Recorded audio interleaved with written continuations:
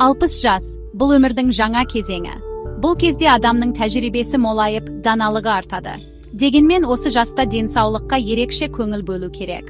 Себебі ағзада көптеген өзгерістер болады. Бұл өзгерістер біздің күнделікті әдеттерімізге де әсер етеді. Сондықтан таңды қалай бастайтынымыз өте маңызды. Дұрыс басталған таң күні бойы сергек жүруге көмектеседі. Ал қате әдеттер денсаулыққа айтарлықтай зиян келтіруі мүмкін. Әрбір таң денсаулықты нығайтуға берілген жаңа мүмкіндік. Таңертеңгі уақытта ағзамыз үшін ең маңызды сәт деп айтуға болады. Ұзақ ұйқыдан кейін ол жаңа күнге дайындала бастайды. Бұл кезде ішкі мүшелер біртіндеп оянады. Жүрек соғысы баяудан қалыпты жылдамдыққа ауысады. Қан қысымы да біртіндеп көтеріледі. Егер біз бұл табиғи үдеріске кедергі жасасақ, жағымсыз жағдайларға тап болуымыз мүмкін. Мысалы, кенеттен жасалған қимылдар немесе дұрыс таңдалмаған тамақ ағзаға ауыр соққы болады. Сондықтан таңертеңгі әдеттерді мұқият қадағалау маңызды. Көп адамдар таңертеңгі әдеттердің денсаулыққа қаншалықты әсер ететінін біле бермейді. Олар жылдар бойы қалыптасқан дағдыларын өзгертуге асықпайды. Алайда, 60 жастан кейін бұрын зиянсыз болып көрінген әдеттер қауіпті болуы мүмкін. Мысалы, таңертең шылым шегу немесе қою кофе ішу жүрекке үлкен салмақ түсіреді. Бұл әдеттер қан тамырларын тарылтып, қан қысымын күрт көтеріп жібереді. Сондықтан әрбір әрекетімізді ойланып жасағанымыз жөн. Денсаулық біздің басты байлығымыз екенін ұмытпайық. Дәрігерлердің айтуынша, егде жастағы адамдардың денсаулығы көбіне өмір салтына байланысты. Бұл тек спортпен шұғылдану немесе дұрыс тамақтану ғана емес. Күнделікті ұсақ-түйек әдеттерде үлкен рөл атқарады. Таңды қалай бастаймыз, күнді қалай өткіземіз, осының бәрі денсаулығымыздың көрсеткіші. Сондықтан жаңа күн келгенде, асықпай, ағзаңызға құлақ асыңыз. Оған жаңа күнге біртіндеп бейімделуге уақыт беріңіз. Бұл сізді көптеген аурудан сақтайтын қарапайым, бірақ өте тиімді әдіс. Кейбір адамдар таңертең ояна сала бірден тоңазытқыштан салқын су немесе шырын ішуді әдетке айналдырған. Бұл әрекет ыстық күндері сергітетін сияқты көрінуі мүмкін. Алайда, аш қарынға мұздай сусын ішу, әсіресе 60 жастан кейін, асқазан мен ішек жолдарына зиянды. Ұйқыдан кейін асқазан ішек жүйесі де біртіндеп жұмысқа кіріседі. Салқын сусын асқазанның шырышты қабығын тітіркендіріп, тамырлардың күрт тарылуына әкеледі. Бұл ас қорыту үдерісін баяулатып, асқазанның ауруына себеп болуы мүмкін. Сондықтан таң салқын сусыннан бастамаған жөн. Аш қарынға ішуге болмайтын басқа да сусындар бар. Олардың қатарына газдалған сусындар, кофе және цитрусты шырындар жатады.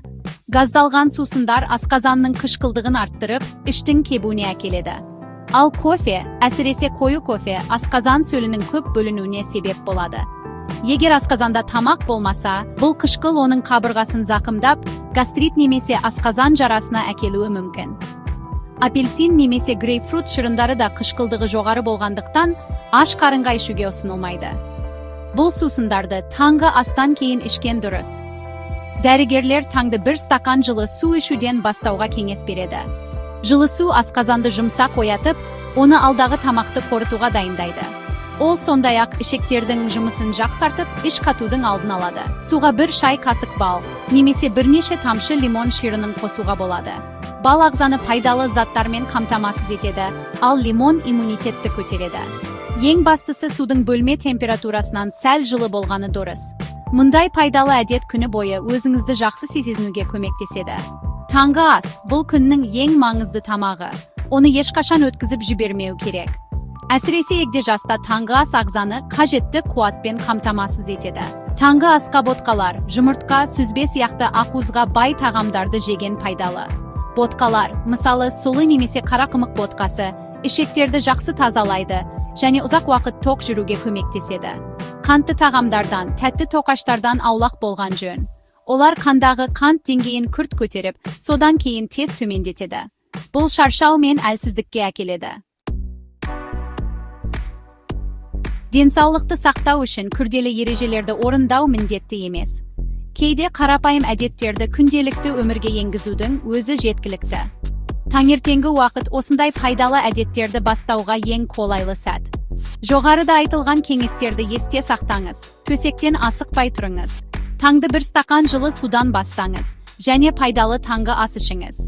Бұдан бөлек, таңертеңгі жеңіл жаттығулар жасау да өте пайдалы. Бұл қан айналымын жақсартып, буындарды қыздырады және күні бойы сергек жүруге көмектеседі. Жаттығулар қиын болмауы керек, жай ғана буындарды айналдыру, керілу сияқты қимылдар жеткілікті. Өмір салтын өзгерту ешқашан кеш емес. Егер сіз осы уақытқа дейін кейбір қауіпті әдеттерді жасап келсеңіз, олардан біртіндеп арылуға тырысыңыз. Бірден барлық әдетті өзгерту қиын болуы мүмкін. Сондықтан бір немесе екі маңызды өзгерістен бастаңыз. Мысалы, осы аптадан бастап таңертең төсектен баяу тұруды әдетке айналдырыңыз. Осы әдетке үйренген соң, келесі қадамға көшіңіз. Мысалы, таңғы асқа қанқант тағамдардың орнына ботқа жей бастаңыз. Осындай кішкентай қадамдар уақыт өте келе үлкен нәтиже береді, және денсаулығыңызды айтарлықтай жақсартады. Жақындарыңыздың денсаулығына да көңіл бөліңіз. Егер сіздің ата-анаңыз немесе ата-әжеңіз осындай қауіпті әдеттерді жасап жүрсе, оларға мейіріммен түсіндіріңіз. Оларға осы мақаланы оқып беріңіз, немесе негізгі кеңестерді айтып беріңіз. Кейде егде жастағы адамдар өздерінің әдеттерінің зиянын білмеуі мүмкін. Сіздің қамқорлығыңыз олардың денсаулығын сақтап, өмірлерін ұзартуға көмектеседі. Бірге таңертеңгі жаттығу жасау, немесе пайдалы таңғы ас дайындау, бұл отбасылық қарым-қатынасты нығайтудың да тамаша жолы. Қорытындылай келе, 60 жастан кейінгі денсаулық, бұл біздің күнделікті таңдауымыздың нәтижесі. Таңертеңгі қарапайым әдеттер біздің жалпы жағдайымызға үлкен әсер етеді. Асықпай ояну, дұрыс сусын ішу және пайдалы таңғы ас, бұл ұзақ әрі салауатты өмір сүрудің кілті. Әрбір таңды денсаулыққа жасалған инвестиция ретінде қабылдаңыз. Өзіңізге қамқорлықпен қараңыз. Сонда ағзаңыз сізге ұзақ жылдар бойы сенімді қызмет ететін болады. Деніңіз сау болып, әрбір күніңіз қуанышқа толы болсын.